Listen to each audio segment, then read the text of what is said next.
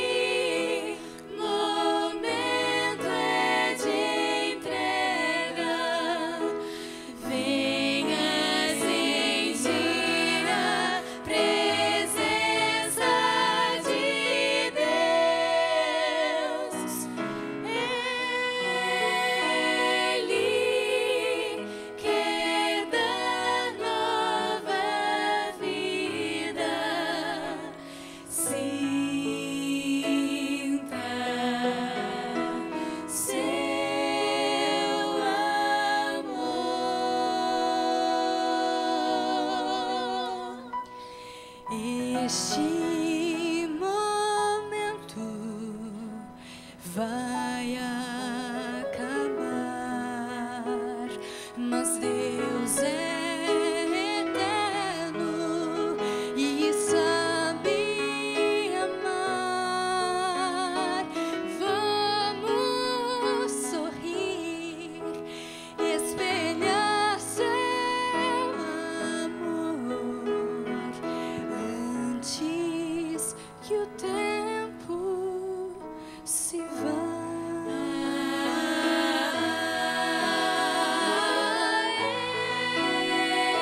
Este momento é de entrega. Venha sentir a presença de Deus. Ele quer dar nova vida. Sinta seu amor.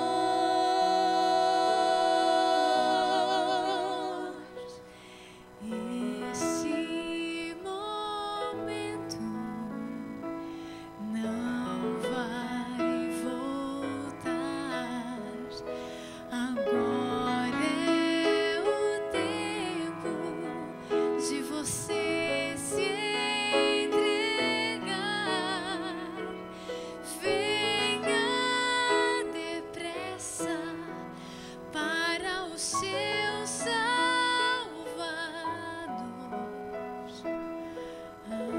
antes que o tempo se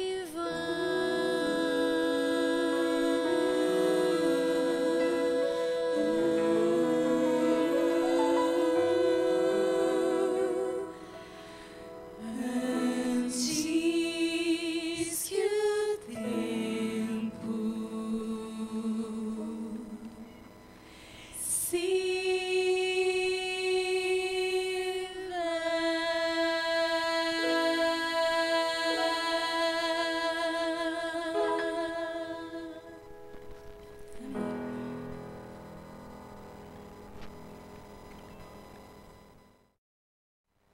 Boa noite. Sejam bem-vindos. É bom poder reencontrá-los neste sábado à noite. E me pediram para fazer uma lembrança. Amanhã, às 15:45, é isso? 4h45 da manhã, Pastor Vinícius e eu estaremos no culto da mata. Eu falei Pastor Vinícius porque eu falei que eu não sei chegar no lugar do culto da mata, ele vai me trazer amanhã, às 15:45 da manhã. Eu sei que algumas pessoas amanhã virão, nós vamos ter então um encontro no culto da mata. Para que lado que é o culto da mata? Na mata. Então, literalmente na mata. Amanhã, 15 para 5 da manhã, nós temos um encontro na mata. Eu quero dar uma saudação especial aos internautas. Segundo o Alessandro, o pastor Vinícius, o pastor Daniel, ontem a igreja bateu o recorde de internautas. Eram mais de 230 computadores assistindo a programação ontem à noite aqui. Foi o recorde da igreja aqui do NASP e hoje nós estamos também com vários computadores ligados. Deixa eu lhe dizer uma coisa a você, internauta. Talvez você esteja aí sentado, olhando para o computador, pensando assim, com tanta coisa para eu fazer e eu estou aqui em casa olhando para esse computador. Você não está aqui à toa. Você não parou nesse site por parar. Eu tenho certeza que o Senhor tem uma mensagem para você. Não importa onde você esteja. Talvez sozinho num país onde não é sua cultura, não é sua língua e você se sente isolado. Deus vai falar com você hoje à noite, eu tenho certeza disso. Vamos voltar ao nosso estudo, porque está ficando empolgante falar sobre 2012. Nem tudo é ciência quando se fala em 2012. Nem tudo é comprovado através de fórmulas ou estudos. Há também muito espaço para especulação. Existem outras, não posso dizer evidências, talvez, que apontam para o ano de 2012. Por exemplo, no dia 17 de setembro de 1975, esse indivíduo chamado Daniel Brinkley, ele estava na frente da sua casa e foi atingido por um raio. Na hora do temporal, o raio atingiu a fiação elétrica e ele mexia nos fios e ele recebeu uma descarga de milhares de volts. Foi levado para o hospital e lá no hospital ele foi diagnosticado como óbito, morto. Ele foi levado para o IML. No IML não, para o necrotério, melhor dizendo. 28 minutos depois, ele levantou do necrotério. Ele saiu andando, respirando, tudo estava normal. A essa sua experiência deu-se o nome de EPM, experiência próxima da morte. Mas o mais interessante desta história de morte e 28 minutos depois ele acordar, é que Brinkley disse que nesses 28 minutos que ele esteve morto, ele desceu em um túnel, em direção a uma luz brilhante. Enquanto todos choravam a morte dele, ele estava descendo num túnel brilhante, diz na sua história. Ele foi conduzido até um ser prateado. E esse ser prateado o levou a outras 13 pessoas. E esses 13 seres que ele viu lá na sua experiência de morte, segundo ele, lhe apresentaram 300 eventos que aconteceriam no futuro. Eventos que ainda não tinham acontecido, que ainda aconteceriam. E quando ele voltou à vida, ele lembrava-se dos 300 eventos e escreveu os eventos. Por exemplo, alguns eventos que ele escreveu, segundo diz a história dessa sua experiência de morte, foi o acidente de Chernobyl, o desmoronar da União Soviética, Guerra do Golfo e as mudanças climáticas. Mas, neste livro que ele publicou, contando sua experiência, ele também falou de 2012. E ele diz que em 2012 haverá o retorno de um sistema de energia que existiu há muito tempo na Terra e que culminaria com a mudança dos polos magnéticos da Terra. Vejam, falar de 2012 não é algo muito novo, porque há 35 anos atrás, quase, um indivíduo já começou a falar, e segundo ele, de uma experiência pós-morte. Seres que ele viu do lado de lá da vida. Na carona dele, outros também. No mesmo ano de 75, um indivíduo chamado José Arguelles publicou um livro chamado A Visão Transformadora. E ele diz que 2012, fim do calendário maia, aponta para o fim do mundo. Em 1987, Terence McKenna publicou um outro livro chamado O Fator Maia.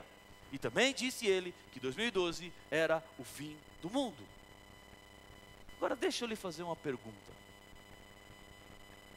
O que essas experiências de morte têm a nos dizer sobre o fim do mundo? Como é possível viver e morrer novamente? O que acontece com uma pessoa depois que ela morre? Para onde vai? Onde ela está? Os seres humanos não têm uma resposta, porque nenhum ser humano sabe, de fato. E, não pastor, mas esse homem morreu lá e viu os seres 13, o brilhante, o prateado. Será que os seres humanos podem nos dar a resposta? Será que os livros podem nos dizer o que acontece quando uma pessoa morre? A Bíblia pode dizer o que acontece quando uma pessoa morre? É interessante como nós ficamos sempre pensando como será no futuro. Quando a gente está estudando, a gente sempre pensa como é que vai ser na próxima série. Eu pensava assim, eu estava na terceira e ficava pensando, como é que será que é a quarta série? Quando eu estava na quarta, eu pensava, como é que vai ser a quinta série? E como é que vai ser a sexta? E como é que vai ser o ensino médio? Que na época era colegial. Era o ginásio e o colegial. Agora é fundamental e médio. Mas como é que vai ser no último ano do ensino médio? Como é que vai ser na faculdade? Nós temos um anseio de saber como é que serão as coisas. Como é que vai ser no trabalho? Como é que vai ser a minha vida depois que eu casar? A vida de casado. Como é que será? Os mais velhos, eles têm muitas respostas para dar. Eles já viveram muitas coisas e podem nos dizer algumas coisas que aqueles que viveram menos ainda não sabem. Por exemplo, como é que será quando o bebê aparecer em casa? Eu olhei para o pastor Gideão aqui porque ele está vivendo essa fase, né? Preparatória da chegada. Como é que vai ser? Como é que é? Como é que será a minha vida? Bom, os mais velhos têm muitas respostas, mas uma resposta é difícil. A resposta sobre a morte. O que acontece de fato com a morte? Eu estava, há algum tempo atrás, na porta de uma faculdade esperando um amigo, na zona leste de São Paulo. E estava eu lá parado, olhando para um lado, para o outro, esperando ele sair. Quando eu ouvi uma voz de uma mulher que dizia assim: Rafael, quanto tempo? Eu estranhei assim, olhei, era uma garota que vinha assim: tudo bem, Rafael? E eu a princípio não lembrei, e ela percebeu que eu não lembrei, ela falou assim: sou eu, a Priscila. Eu falei: oi, Priscila. Aí eu lembrei, quando ela falou o nome, a voz e a fisionomia, lembrei. Era uma vizinha minha de infância, nossas famílias moravam ao lado uma da outra, e nós brincávamos juntos, na frente de casa, e crescemos até o finalzinho talvez da infância juntos, quando a família dela mudou, depois a minha família mudou, e nós não nos vimos mais, e começamos a conversar, e ela estava estudando naquela faculdade, fazendo odontologia, e eu falei que estava esperando um amigo, e a conversa foi fluindo, e ela perguntou: e você faz o que da vida? Eu falei: eu sou pastor da igreja adventista. Ela: pastor? Mas que mudança na sua vida, de rumo. Eu falei: mudou, escolhas que... Todo mundo se assusta, gente que conheceu você lá atrás e te vê pastor, não é? O pessoal olha assim: mas pastor, né, Reginaldo? Reginaldo me viu bem pequeno. Você se assusta também ou não? Não, não tá bom. Mas outros se assustam. E ela: você é pastor? Sou pastor e não sei o quê. Aí ela puxou a conversa para o lado espiritual. E ela falou assim: Você foi no funeral do Fabiano? Foi no enterro do Fabiano? Deixa eu explicar para você por que ela fez essa pergunta. Há umas 3 semanas atrás, daquele nosso encontro, um outro garoto que cresceu com a gente, chamado Fabiano, ele sofreu um acidente de moto e perdeu a vida. Mas não foi um acidente de moto na rua. O Fabiano fazia esse negócio de motocross, esses circuitos de moto, e ele deu uma volta de moto lá e estava sem capacete e foi fazer um salto, a moto escorregou, na queda ele caiu, bateu e fraturou o pescoço e morreu na hora lá. Foi um acidente trágico. E eu falei para ela assim, não, Priscila, eu não fui porque quando soube o enterro já tinha acontecido. E você foi? Ela falou assim, não, eu não fui, mas eu falei com o Fabiano ontem.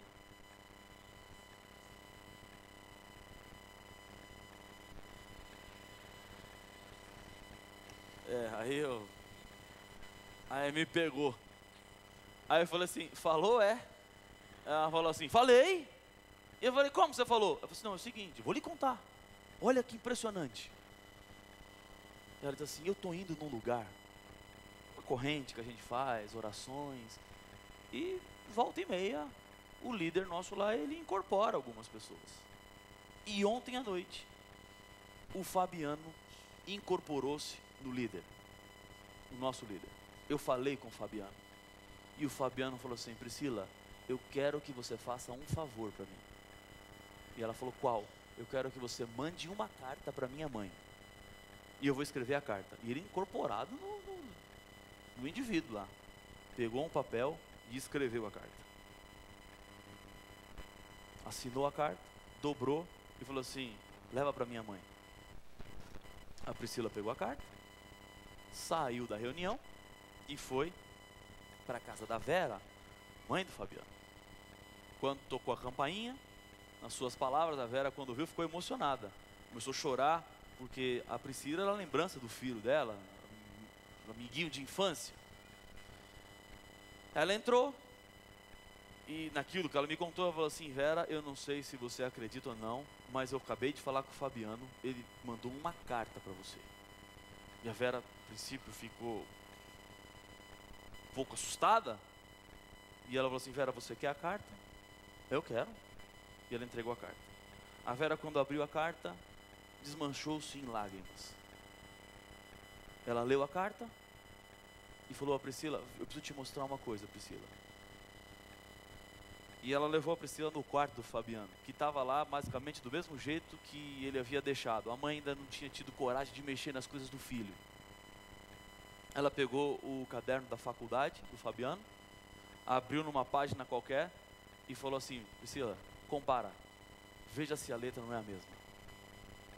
E a Priscila botou o papel do lado do caderno e, segundo as palavras dela, era exatamente a mesma letra. Na última página do caderno, o Fabiano, acho que em alguma aula, ficou treinando a assinatura. Alguns têm mania de fazer isso, né? Fica fazendo a assinatura várias vezes no papel. E ele tinha na última página do caderno várias assinaturas dele. E a assinatura da carta era exatamente a mesma assinatura do Fabiano. Para ela, era uma prova incontestável.